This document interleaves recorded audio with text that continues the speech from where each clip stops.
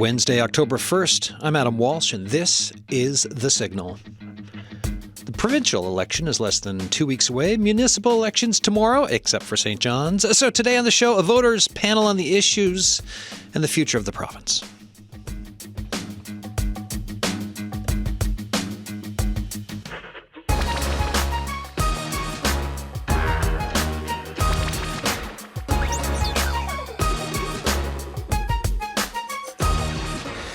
Gosh, so the federal election, long in the rearview mirror at this point. Municipal elections are upon us, right? Tomorrow, a week later in St. John's. The provincial election coming at us fast. So all of this voting is helping us set the course for folks to make decisions about where we live, right? Our communities, the future for Newfoundland and Labrador, things like childcare, food and housing affordability, immigration, climate change, preparedness for emergencies. Today's panel is going to dive into, all that stuff, all those issues and more, or a bit less depending on time.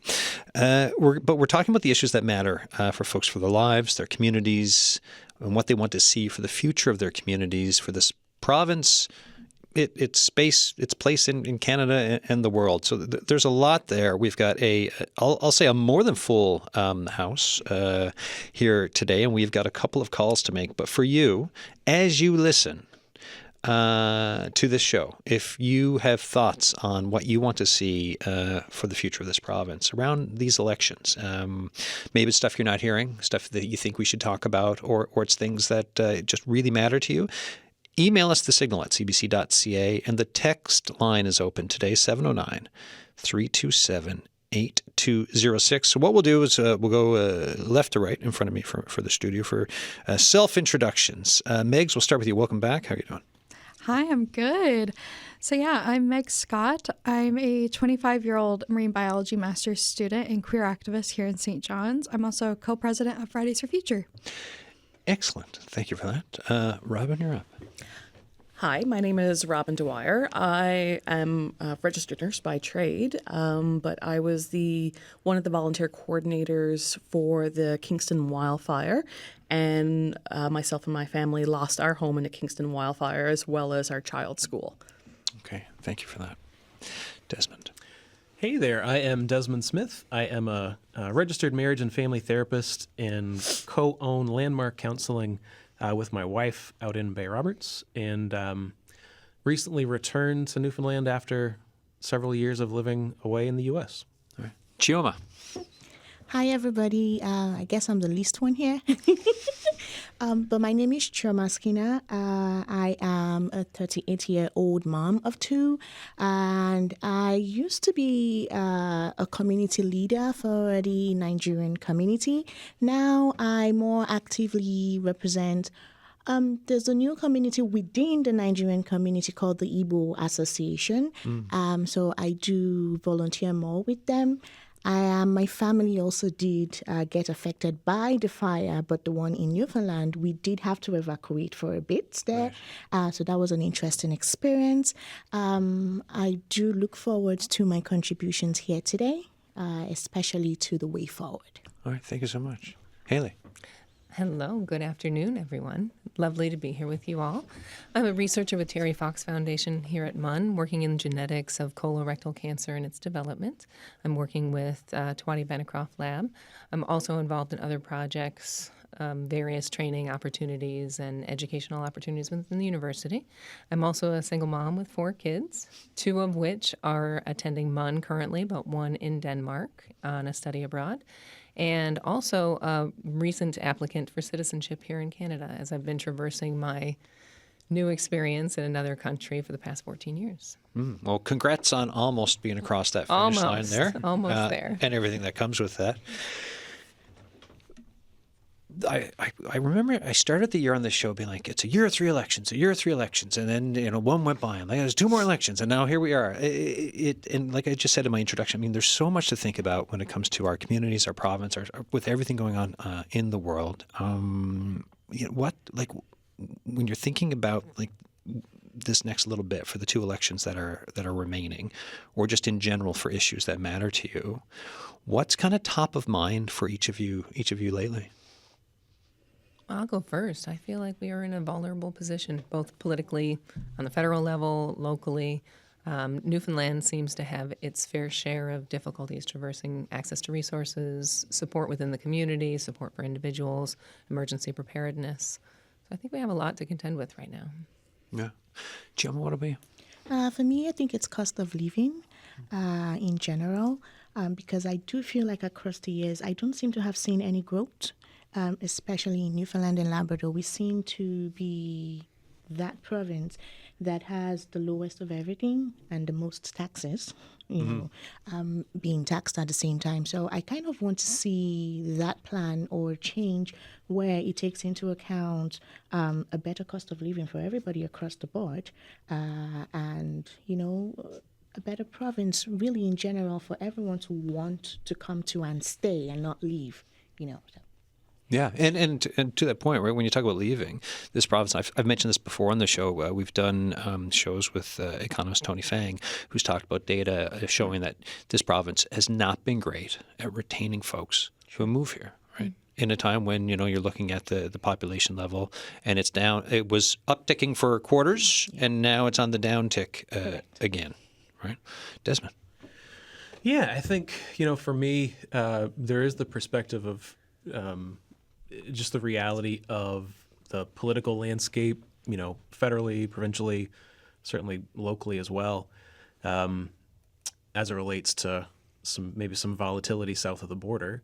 But also, surprise, surprise, the mental health therapist is interested in increasing access to mental health in the province. Yeah. And there's, I think provincially, party leaders have talked about that in some pretty narrow lenses in terms of the new addiction facility, which is super helpful and important, providing clinical support for law enforcement and crisis teams, those kind of things, and then sort of the general statement of wanting to increase access across the board. There's some really interesting work being done here in the province that we can talk more about, but basically the part of the problem is that the practice of counseling therapy here in the province is largely unregulated, and so that comes at the cost of access to folks as well. Do you find I find myself often talking about I would say like the forest and the trees, right? Some folks like they can see a tree but they can't see the whole forest, or they spend too much time talking about the forest and they can't kind of pay attention to individual ones. Do you like with that?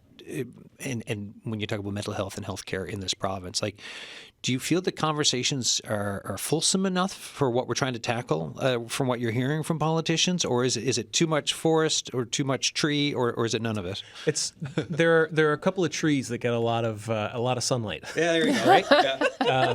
So I think again, I think currently the addiction center, which again is a huge need in the province. Yeah, big wait list. Yeah. Right. Mm-hmm. But then I think it can sometimes have by focusing on both the addiction center and especially sort of as it relates to the police and crime and those sorts of things, it can kind of have the counterproductive effect of maybe reinforcing some of the stigma around mental health and not addressing sort of mental health for the folks who are facing sort of the everyday challenges, whether we're talking about sort of the symptoms of depression or panic attacks or those kind of things, or using their insurance benefits to try to access resources. So yeah, I think there's a couple of trees that are getting a lot of the sunlight. All right. Thanks for working on that metaphor with me. Robin, you're up. I definitely agree with the one of the main focuses should be cost of living. I mean, we do live in an expensive province. We do, because we're an island, obviously things can generally cost more. However, given wages comparing to that cost of living, there needs to be some more equity with that. I'd be remiss if I don't talk about healthcare, given my background. Healthcare has always been a huge concern for, I would say, both provincially, federally, and beyond. We're in a climate where we have an aging population. We have limited resources, limited staff, limited infrastructure. So we have to, there needs to be a bigger focus on getting us to the level of the need that's there, because currently what we can provide isn't quite meeting the need. And of course, then I would be remiss if I didn't mention, emergency preparedness, because unfortunately, this wildfire season, I believe, is just the beginning of what is going to be our seasonal norm. It's been like that at West for years. It's now come to our province, so there needs to be more efforts on emergency preparedness. There needs to be more training for firefighters, more equipment for firefighters, because they're not used to this. If you're a structural firefighter, you're not used to fighting wildland fires. That's just the nature of what it is. So we need to get our fire departments up to speed with that, because, again, this is going to be the new reality. And with that, with the devastation of this summer, the government, I feel, needs to not forget that happened. I get that we're in an election time. The writ has been dropped, but when the new government is formed, they can't forget what happened on August 4th. There are still 200 plus families that are homeless, that need to rebuild, many of whom didn't have insurance for whatever reason, whether they were uninsurable or what have you, or inaffordability like we had just talked about.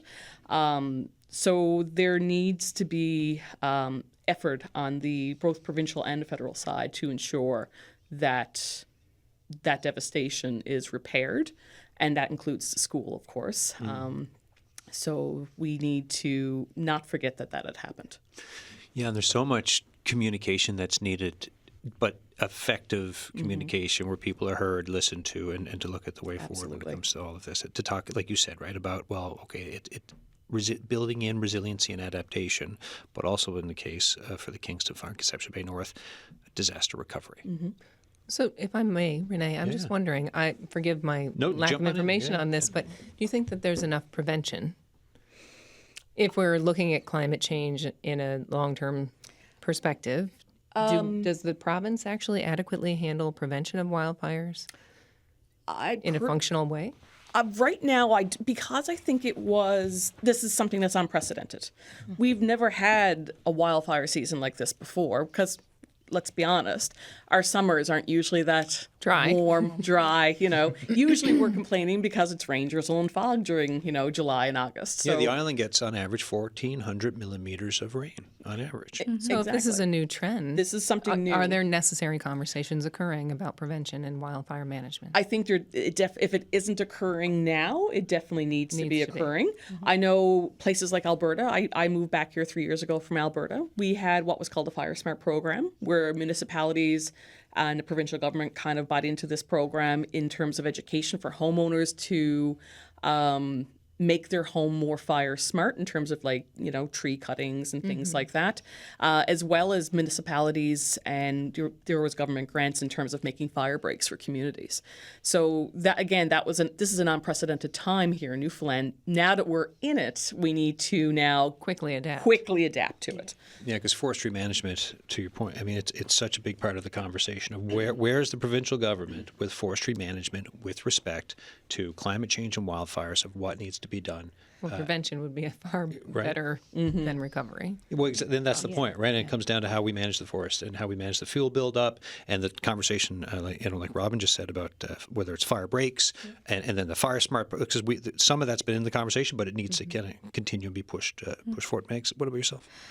There's so many important issues. Every issue that you guys have brought up, very important. It's to the point that there's so many important issues that community organizations actually got together to make a questionnaire for candidates to bring up really important issues.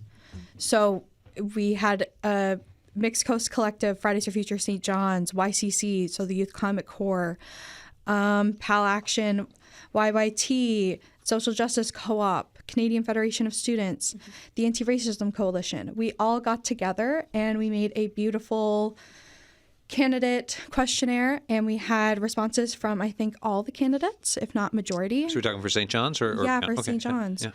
And the report cards are up on the Mixed Coast Collective Instagram. So they are all graded on a system that we have, like a democratic system online, so that we could just use the yes or no answers.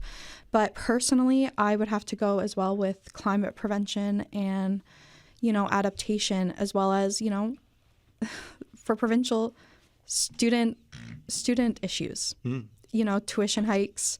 You're seeing a lot of students now with housing issues. The housing crisis is Terrible. Oh, absolutely.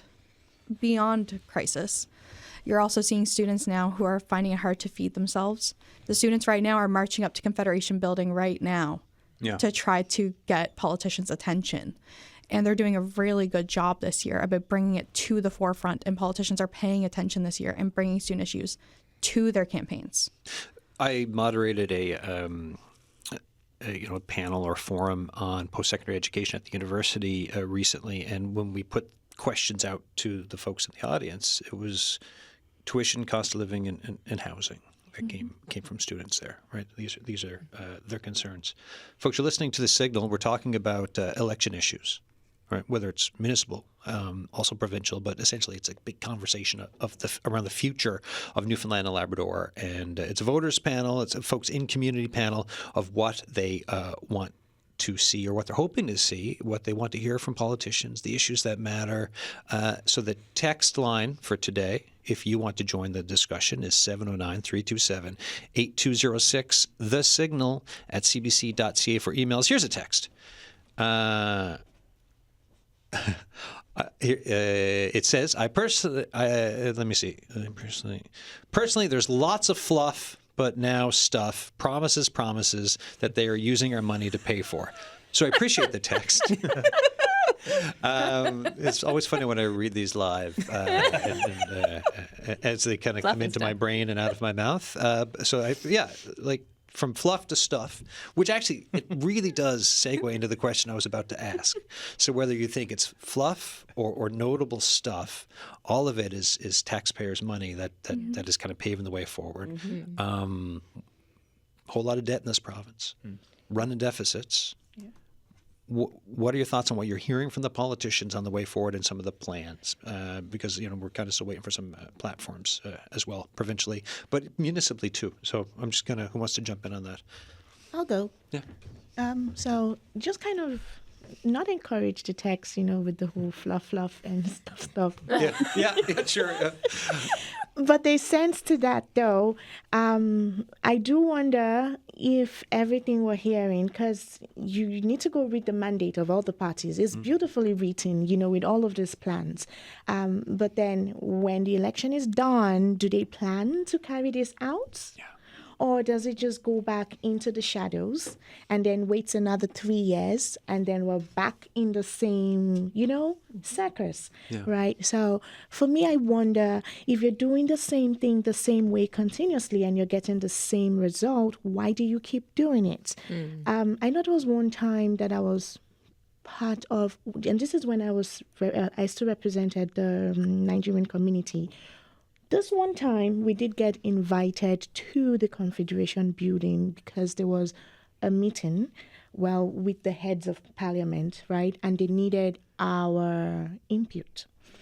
Did they go ahead with what we had to say? I don't know. I can't tell you, However, maybe it would be nice to keep up something like that.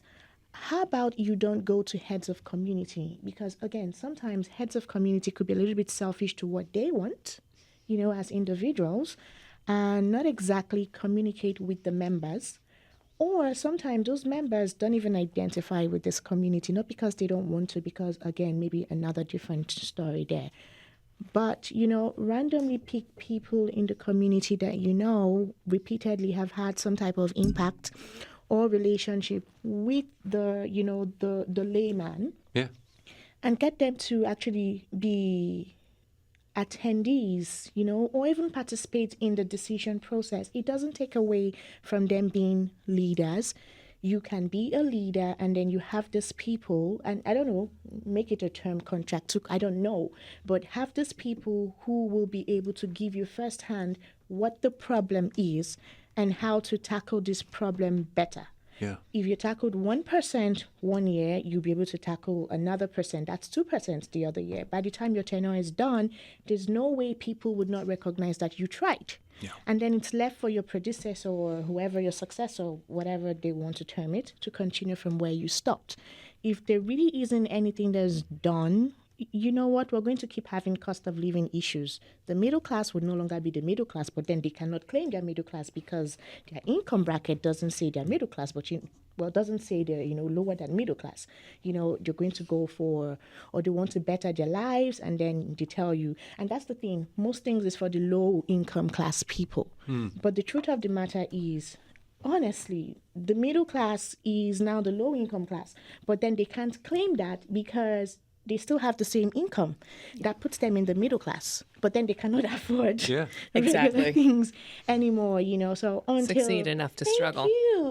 You can't succeed enough, you're just there struggling and answering middle class, and then you can't go forward.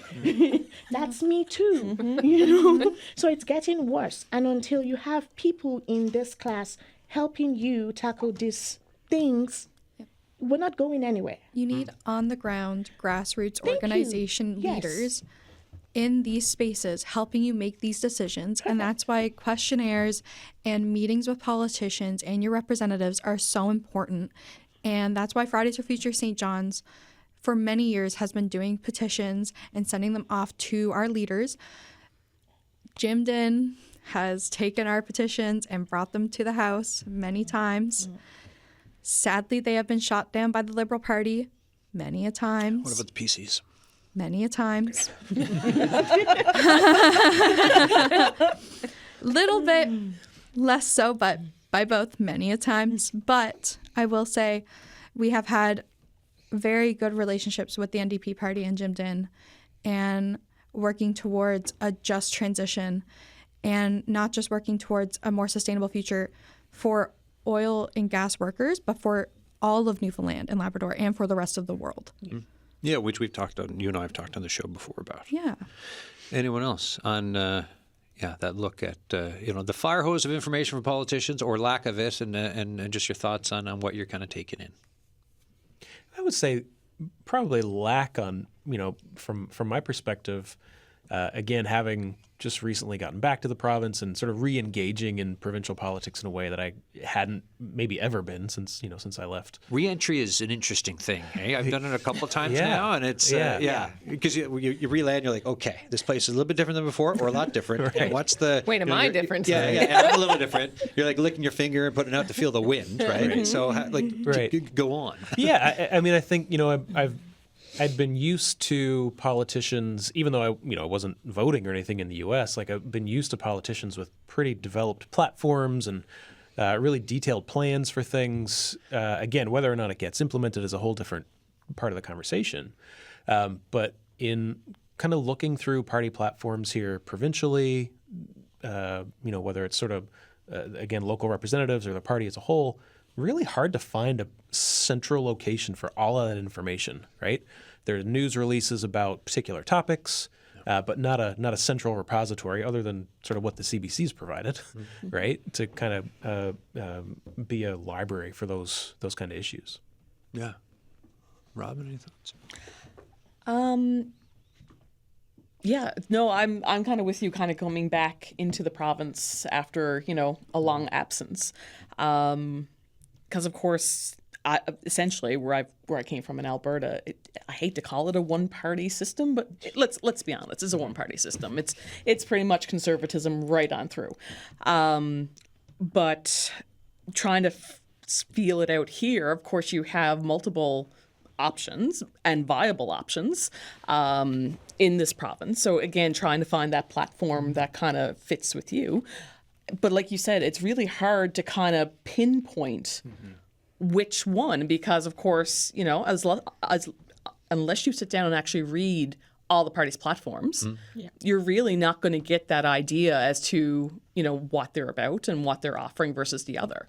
But I really liked your statement about the middle class, because that is something huge, and it has been for quite a while, where you're middle class, so you don't qualify really for much of anything in terms of like federal relief, provincial relief, but yet you still kind of live paycheck to paycheck.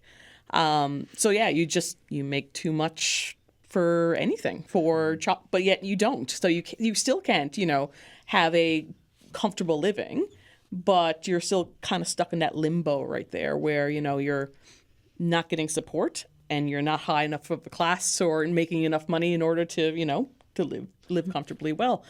So that's a huge thing. So, and I feel that both provincially and federally, that middle class is kind of silent, that there's no real focus on it, even though that is the majority of the population.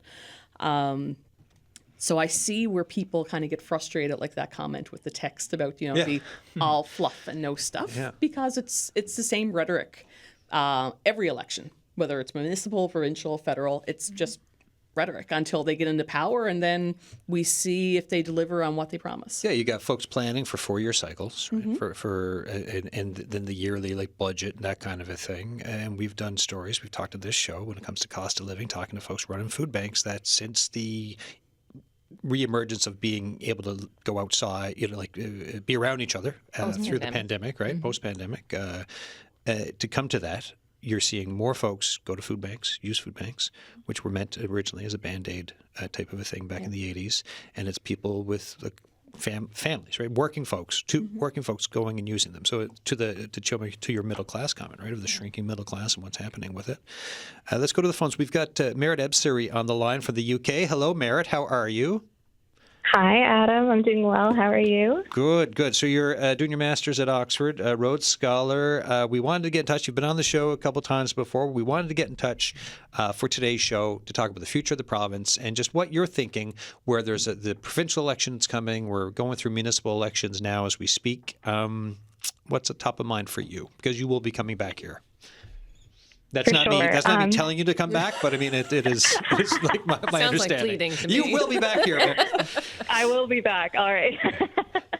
So a couple of things that were top of mind was definitely, I would say, as a young person who is currently in education and not just studying, but studying education specifically, the MUN tuition hikes are definitely something that's top of mind because I believe that an investment in education is a direct investment in our future.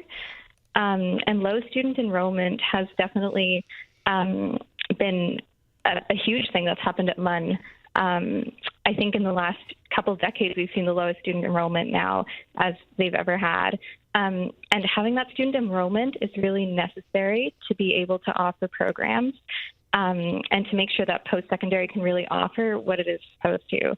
And then another thing that was really top of mind is that I really liked how the unpaid internships have been talked about during this election cycle. Because if we think about all of those unpaid internships, generally we're seeing it coming from, teaching, social work, or nursing. And all of those unpaid internships are generally coming from female-dominated fields, if we think about it. So that was something that was really top of mind to me, and to make sure that students are getting paid for the essential work that they're able to provide to our communities. How long is your stay at Oxford anyways? What's the process for when you'll be finished and the look ahead to coming back and being around? For sure. So I definitely hope to come back to Newfoundland on my breaks. But with the Rhodes Scholarship, it's 2 years in Oxford. That's right. Well, I appreciate taking time to come back on the program and give us your thoughts on home, and good luck with the rest of it, and we'll be in touch. All right. Thanks so much, Adam. Thank you for having me. Thanks, Merritt Ebsary there, Rhodes Scholar, studying at Oxford in the UK. I'll read an email. So for everyone listening to the show, this is The Signal. I'm Adam Walsh. We've got a voters panel here today talking about issues for Newfoundland and Labrador for the future of the province, right? Municipal elections happening, provincial election just around the corner, under 2 weeks away. The Signal at cbc.ca for emails, or text us 709-327-8206. Got a note from Barry Porter of Porterville. Thanks for the note, Barry. Hi, Adam and guests. There are so many important issues on the table: our healthcare system, the economy, etc. One thing that's never mentioned is littering. I would like to see the new government address this, increase the fines like illegal fines, promote and educate. Our beautiful province is slowly being spoiled by litter. I remember years ago, so within the last, probably 12 years ago, I was doing a story on illegal dumping. And I went out to the top of Fowler's Road to do the story because there's a lot of stuff dumped in there. And as we were getting ready to do the story, a truck loaded to the gills with stuff, was driving in, and there's nowhere to drive at the end of this road, if you know the area I'm talking about. And so we, anyways, got that on camera and did a little piece on it. But yeah, so thank you, Barry, for that note. And yeah, it is a beautiful province. It's nice to keep it. And there is a lot of litter. There is an It's obscene shocking amount of garbage. Yeah, no, you'd think there must be an allergic reaction to coffee cups that are empty because of the way that you see them just thrown about in the province. Not just coffee cups. I mean, I've been driving where like they literally have bought, a big thing of chicken or what have you from Mary Brown's and everything, boxes and all. Really? Oh, it's crazy. Yeah. It's when you're driving. Like especially I find in rural areas. Now highways are awful as well, but I mean it's amazing what you see just thrown out of a window. Yep. I've seen stuff just kind of as I've been driving stuff. Yeah. Jettisoned. Okay, I'm going to throw my dad under the bus here because we've had arguments about this for decades. We were literally on a glass-bottom boat trip in Bermuda, and he was drinking a pop, and at the end of drinking his Pepsi, he just chucked it in the ocean.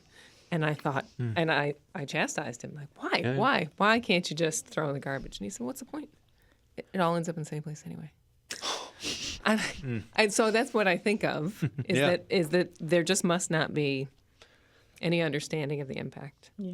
Yeah. Or some sense of futility, that it's not a worthwhile effort, which I'm really not sure how to go about that. Incentivizing better choices or educating about potential impacts. I don't want to scare everybody into doing the right thing, but something. I think people still picture that municipal landfill where, every kind of town had one where, You just throw it in. it's literally just piles of garbage. So what's the difference? But obviously we have evolved since that time where, there's recycling, there's, centralized landfills and, refuse centers.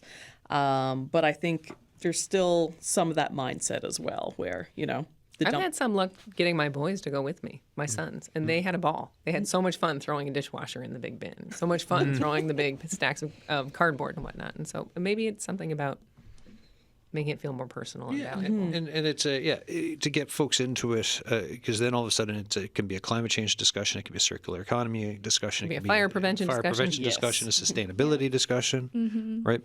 As I looked for the Fridays for Future person here, Megs. It's always like, whenever people ask me, how can I get people to care? Because so many people are so pessimistic about like, well, it's all the billionaires and the corporations, and I'm not going to be able to make a difference because they're contributing to it so much. And I'm like, you're not wrong. You're allowed to feel like that because it's not a bad way of thinking because you're absolutely not wrong. But also, if all of us make little differences, that'll add up. Yeah. But this is our opportunity to do so. We have this island. Exactly. We have an isolated area that we can contribute. We can contribute. In a direct manner. We can. Especially like we have such a beautiful island that we can, help take care of, and we can work towards keeping it beautiful. Obviously, the ozone layer and fossil fuel emissions, that's something we all have to work towards as a global community. But in terms of keeping like flora and fauna safe and working towards keeping our roads safe and keeping everything beautiful and clean and nice, that's something we can all work towards together. The second call we're making for today is to Keith Cormier, who's on the line right now. Hello, sir. How you doing? Good afternoon, Adam, and guests. From beautiful old Maxtaquac here in the Bay of Islands. It's a gorgeous day here on the West Coast. All right, sir. So, member of Halibut First Nation, thoughts on, we got in touch with you because we were just curious for your thoughts around whether it's the provincial election or just the future of the province. Just from your point of view. Yeah, and I gave it a lot of thought, but yesterday I attended the Truth and Reconciliation event here on at the Big Wadadum Garden on West Street in Corner Brook, and just started reflecting, and I did some research, and this election that's coming up in 2 weeks is the 23rd election since, including 1949. Indigenous people have been asking for a while for the province to recognize the injustice of 1948, where the Indigenous people of this place were not included in the terms of union, and the fact that the right to produce margarine in St. John's was. When you go, just a 90-second history lesson, people don't realize, most people in the province don't realize that in the 1870s, 1880s, there were at least 4 Indian reserves, colonial Indian reserves set up by the British government in Newfoundland, just like they did right across Canada. That was not recognized in 1949. We have maps from the late 1700s saying that they didn't know what was in the interior. But yet, 40 years later, Sylvester Joe took Cartwright from Bonavista Bay to St. George's. He didn't learn that in a couple of summers walking the country. We do know that Mi'kmaq have been here pre-contact. We've proven it beyond a shadow of a doubt. I think we're long past that argument. And I think it's really important at this time. We're 10 years post the Truth and Reconciliation, murder of missing Indigenous women, the children, and the exclusion of the Indigenous people of Newfoundland from full and the rightful place within the community. Because I don't think we can have reconciliation here in Newfoundland without the truth. I get a chance. I needled both leaders of the party so far in this election that you have to apologize for 1949. The information is there. We have copy of the treaty document from 1773, where Newfoundland was included in the peace and friendship treaties going back to 1725, 26. So, but there's a bit of optimism here because in this election, I think the Liberals have got 3 or 4 Indigenous people running, and the PCs, I think, have 7. So we're becoming more noticeable within the communities and more vocal and more educated. So I'm calling on the province, whoever forms the election, whoever forms the government, to sit down with the Indigenous people of this place and to formally apologize for 1949, correct that error in judgment that happened, and the parties who were involved are no longer around, so they can't answer to it. But there's a great article out there, Adam, from 1988 by Edward Tompkins called "Penciled Out." It's online. If you can't find it, send me a note. I'll send it to you. I will. But it speaks to the reasons why the Indigenous people of Newfoundland, the island particularly, were penciled out of the terms of union. And it's horrific. I mean, it's colonialism, it's racism at its finest, if you want. That's the word I could use. So we need to, really push both parties to, if you want to really advance Indigenous issues in this province, the province has to first apologize for 1949. The Indigenous people of this place are, the financial responsibility is the federal government, so I don't think there's much financial responsibility on the province. But it is an ethical responsibility. It's a leadership responsibility. And we don't need 23 more elections. We don't need another 75 or 80 years before this is done. People are educated now. The information's out there. Indigenous people all over this province are sharing it with people in places of power. They know what happened was wrong, and we're simply calling on these two parties, whoever forms the government, to apologize for 1949. Let's move forward in a spirit of truth and reconciliation. Mr. Cormier, thank you so much for coming on the show and talking about your thoughts around the provincial election and what needs to be done, and also around the call for the apology. I appreciate your thoughts, sir. Thank you very much. Thanks for asking. Cheers. Keith Cormier there. When we look around, right, we've talked about cycles for the election. We've talked about shrinking middle class. We're just hearing about truth and reconciliation. We've talked about climate change. There's also this thing on my mind about there's things that we can't, so climate change, there's things we can't control. I'm thinking of tariffs, the threats for tariffs, what's going on in the United States right now.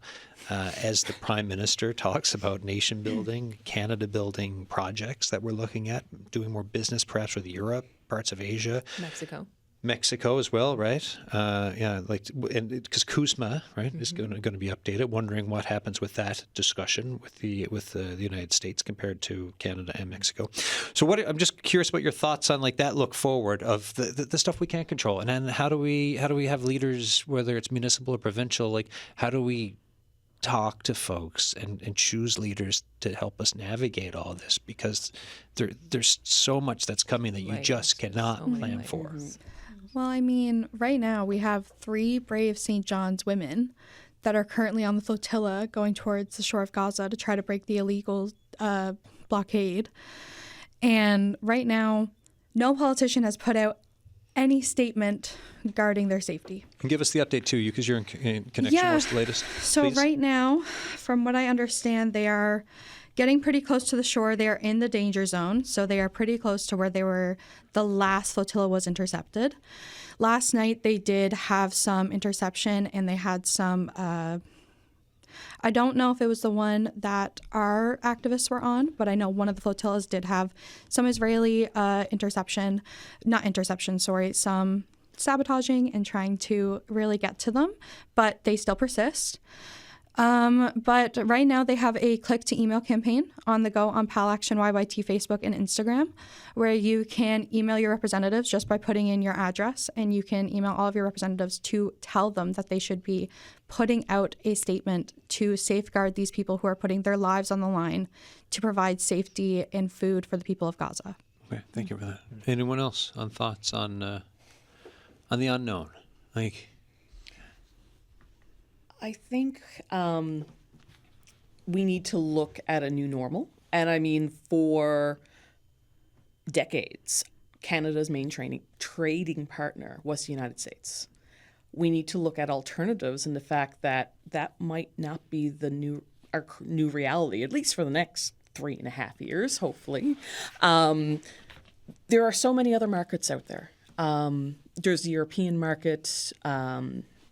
There are, Asian markets. There's Mexico, that we can export our resources and export our goods and get their goods imported.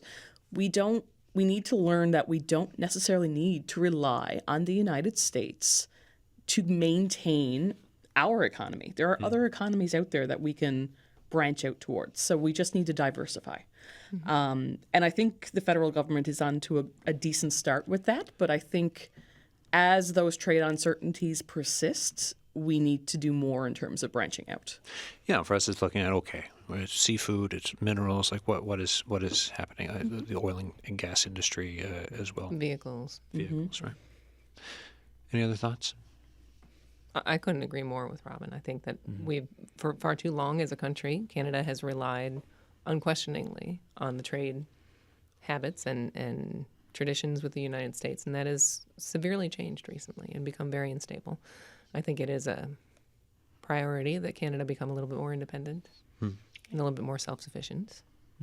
And I like the diversification concept. I really think that we need to build more relationships independent of the United States. Can I ask, what do you think is the promise of Newfoundland and Labrador for living here? That's a good question. I just thought of it. I didn't write it down. It just came to my head. For me, being an import myself, and having come here 14 years ago, I find it's both the draw and the restriction, the isolation, the location. So it is somewhat padding, particularly during the pandemic. It was an excellent place to be during the pandemic.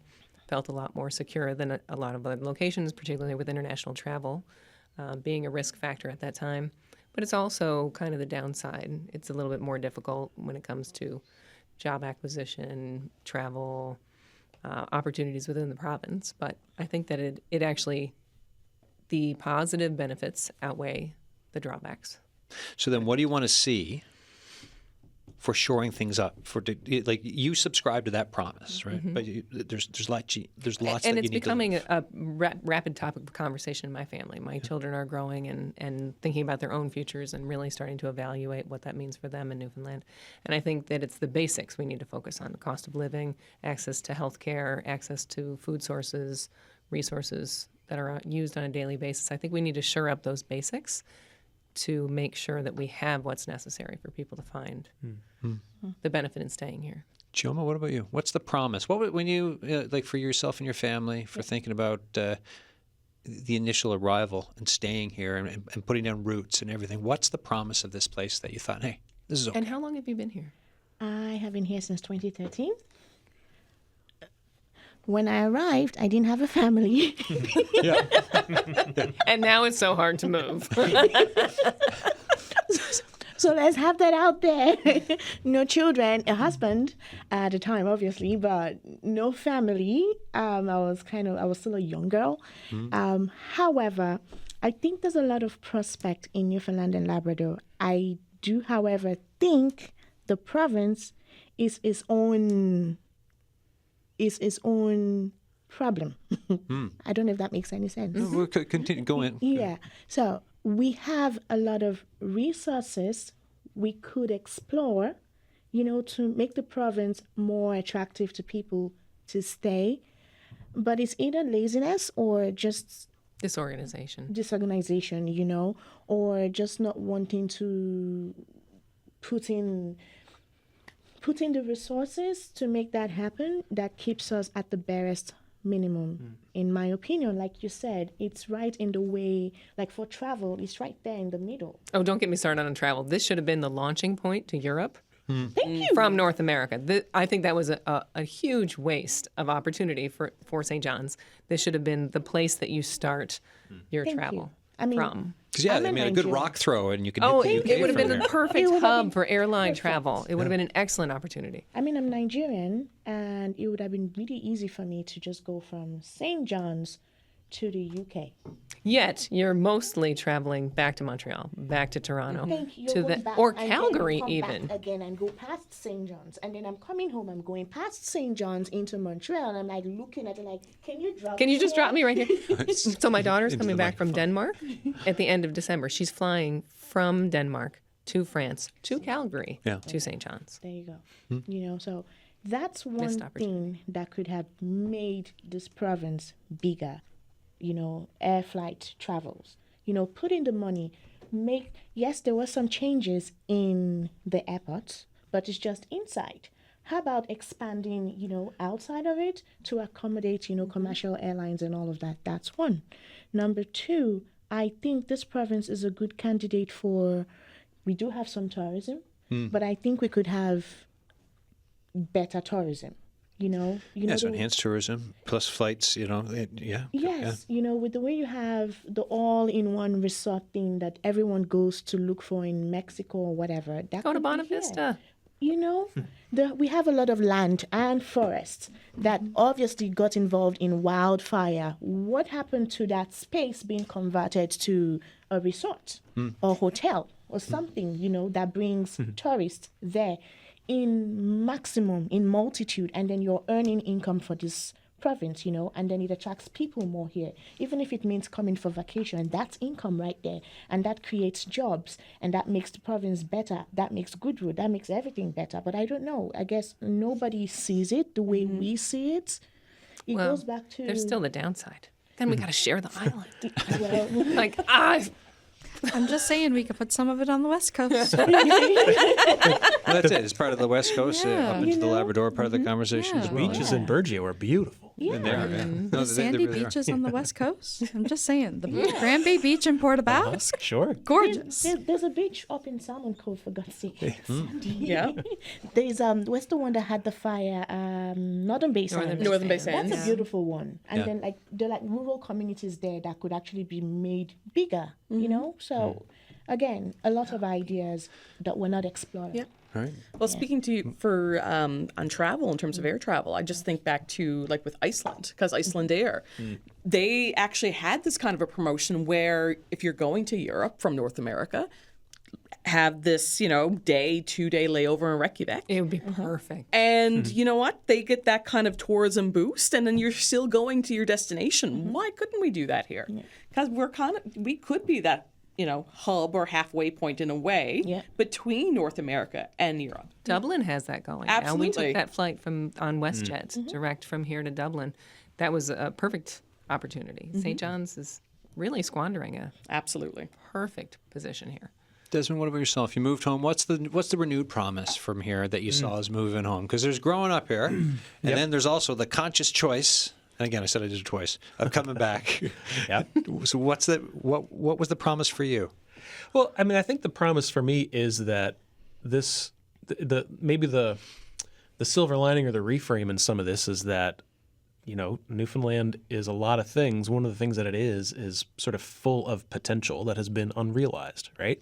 So whether we're talking about resources or we're talking about, tourism, or we're talking about all these new opportunities, trade-wise or whatever, there's a lot of unrealized potential here. And for me, again, in like the mental health space, also seeing that as, an area that has been underserved and where I have the skill set to be able to come in and help support that too. Robin, what about yourself? The promise of the return, and there's obviously, given what you've been through this past summer, that promise might not have actually been realized. I mean, when we left Alberta, one of the big things for us when we were looking at relocating was, where did we want to raise our son? When we moved back, he was 4 years old. He hadn't quite started school yet. So where did we want him to go to school? Where did we want him to grow up? The lure of coming back here was the fact that at the time, I mean, it was a safe place to live. Crime rates were relatively negligible, at least certainly less than what we were familiar with in Western Canada. The schools at the time, the school that he was going to was very low student-to-teacher ratio, so we felt that he would get the attention that he needed. Unfortunately, that reality kind of backfired on us this summer in terms of a safe place for him to grow up. I mean, the likelihood that this fire was caused by arson is very high. Yeah. The sheer amount of crime that we've seen since then, and not just in our area, but beyond. I mean, throughout the whole province, there's a huge surge of crime, of criminal activity. That school that we wanted him to go to is now gone. We've heard that, the Liberal government or the Liberal candidates have pledged if the community wants the school back, then that they will look into that. But I'm pessimistic. I mean, the enrollment there was low. However, that was the hub of the area. If we want to rebuild, if we want the community to grow and expand and be what it should be, you need to have that kind of infrastructure in place. No one is going to move new families into the area without a school. So that, to me, is one of our big lifelines right now. In order to keep that area viable, they need to rebuild, and they need to have that infrastructure in place to allow further growth. Megs, as a young person from the west coast of the island, or southwest, what's the promise for you as you look at the future and what you understand it to be? Yeah, I think it's a sense of community that Newfoundland has. I think it's a sense of getting to know your neighbor and being there for each other, and the sense of that it's not so individualistic as it is in other places. And I know that some people are pessimistic and they don't believe that it's that way and that we're not as good as it used to be.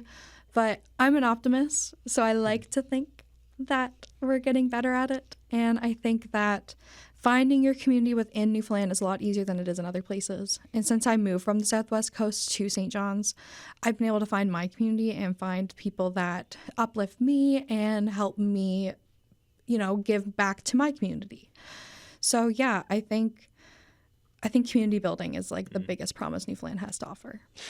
Yeah, that sense of belonging is something that's really been on my mind recently.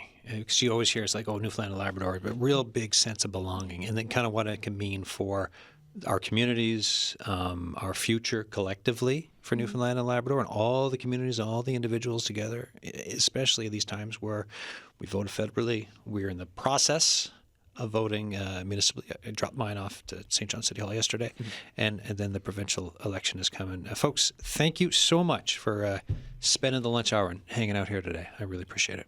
Thanks so much Thanks for having us. You're welcome. Adam.